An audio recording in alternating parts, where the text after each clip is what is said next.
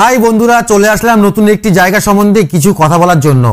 আজ 12ই জানুয়ারি স্বামী বিবেকানন্দের 163তম জন্মবার্ষিকী।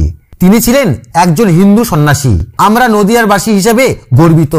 নদিয়ার বুকে এমন কিছু ঐতিহ্য আছে যা হয়তো অনেকেরই অজানা। নদিয়ার মাটি মানেই শ্রী চৈতন্য মহাপ্রভুর মাটি। তার পাশাপাশি নদিয়ার হরিঙ্গাটা পৌরসভা 13 নম্বর ওয়ার্ড দীঘাপাড়া।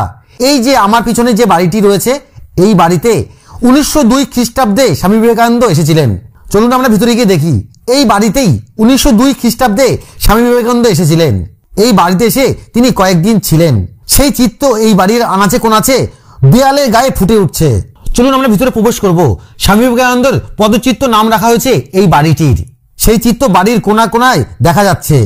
এই বাড়িটি তার একজন দুঃসম্পর্কের আত্মীয়া এবং প্রিয় শিষ্যার বাড়ি। এই বাড়িটি এখন ভগ্নদশায় পরিণত হয়েছে রক্ষণাবেক্ষণের অভাবে।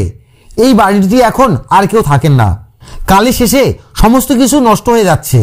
এই বাড়িতে যে বড় বড় পিলারগুলো দেখা যাচ্ছে, এই বাড়িটি দেখেই বোঝা যায় যে এই পুরনো বাড়ির ঐতিহ্য দেখা।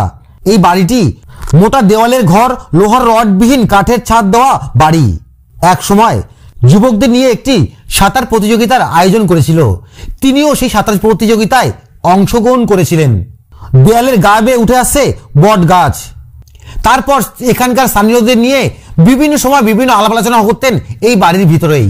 দেখা যাচ্ছে বিভিন্ন ইটের বাড়ি এবং পুরনো দিনে ইটের যে দেওয়াল সেগুলো দেখা যাচ্ছে।